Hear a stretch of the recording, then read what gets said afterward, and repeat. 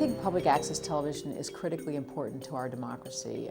It's the only opportunity for regular citizens to pick up cameras and microphones and make television about things that are really about their own lives. And it's unmitigated by any commercial interests. It's unmitigated by any political effect. It's unmitigated by anything other than what is truly in people's hearts and minds. And it's a great opportunity for people to engage with each other in a public way around issues that are of concern to them. Public access in a lot of ways is the last local media that exists in this country. The streets and the sidewalks in our towns are considered the public rights of way and are considered the property of the people. When a cable company comes in to serve a community, they have to use the public rights of way, those streets and sidewalks, to lay their cable to bring services into people's homes. Traditionally, by regulation, cable companies are required to pay franchise fees to municipalities for the use of their public rights of way. It's essentially a rent for being able to lay their cables under the streets and the sidewalks of any particular city or town and use those streets or sidewalks to make their money. As a result, they pay franchise fees to that municipality, and different municipalities choose how to use that money differently. Often it's used to contribute to public educational and governmental access channels, each having their own specific identity. Public access is programming of the people, by the people, and for the people. Educational access is often related to the school system in that community, and governmental access is essentially a department of the city that it serves as its television function. Each one of us has a very different role to play. The governmental access channel serves as the opportunity for the municipal government to sort of present itself to the rest of the community.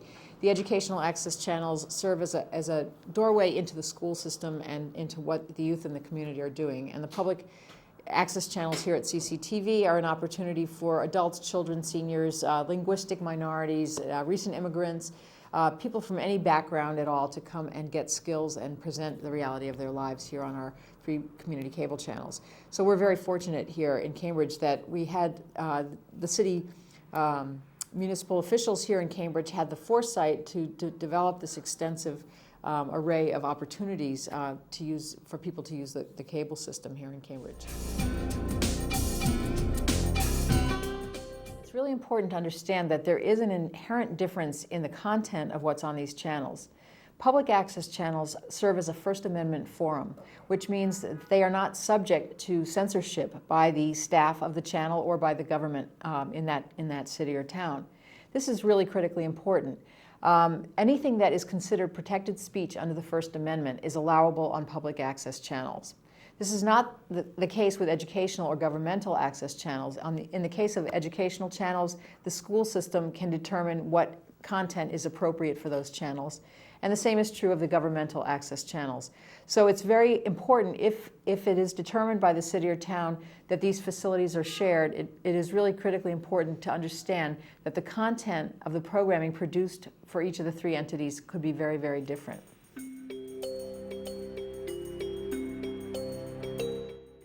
Cambridge Community Television has won the Overall Excellence in Public Access Programming Award 6 times in our 19-year history, this is the award that really, amongst our peers, is the highest award that anyone can receive in this country.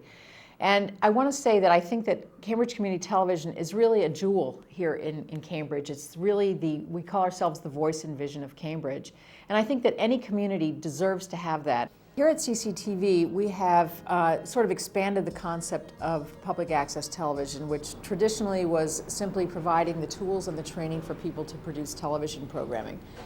We've expanded that to develop the concept that people need access to any kind of emerging communications technologies.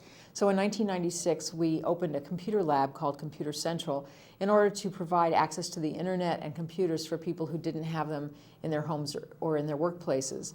And in fact, a lot of video production has now migrated to computers, so that was a really essential component of our ability to remain on the cutting edge technologically and give people the current tools that are being used to produce media. In addition, we operate a gallery. We have a radio station that's really just audio over the cable system. It's not a broadcast radio station. We have a studio, we have edit facilities, we have really a lot of what people need to produce media and to involve themselves in technology and in the democracy that is now very much based upon the ability to communicate in these different ways. Municipalities are allowed to ask for up to 5% franchise fees from the cable company. This means that 5% of the franchisees' gross revenues are payable to the city or town that they're serving. And the city and town has the ability at that point to decide how to divide that money up between the public, educational, and governmental access channels. Here in Cambridge, for example, CCTV gets 3/5 of the money, and 1/5 goes to the governmental channel, and then 0.5% goes to the educational channel. So it really depends on each individual town's cable-related needs and interests, and that is really what the powers that be in the town do in their negotiation with Comcast. They demonstrate cable-related needs and interests of that community in order to extract the franchise fees and whatever else the cable company is willing to do for the city or town in exchange for the franchise. People might complain that the franchise fee is an extra burden to the consumer, to the cable subscriber, because the fees are passed through to each cable subscriber. I know that on my cable bill, for example, I think I'm paying about $1.05 a month for public, educational, and governmental access. That's really pennies a day for local programming that you're not going to get any other way, and local information that you're really not going to get any other way. Access channels and access activities in a community actually tend to bring in more dollars. For example, we use, as I said, we receive 3% of the gross revenues of the cable company, and here we are able to leverage that money to bring in additional funding sources, either business sponsorships, we write grants, we charge production services for hire, and we make that money into more than it was before. And in exchange, as I said, we're producing thousands and thousands of hours of programming for the cable system. And when you really look at the numbers of hours that are produced versus the cost, it is literally dollars per hour as opposed to thousands of dollars an hour or tens of thousands of dollars an hour. So it's really quite a good deal for the community. Any community deserves to have an outlet for its citizens to be able to share information, to be able to showcase the importance of their communities and showcase the things that are intrinsically valuable in their communities.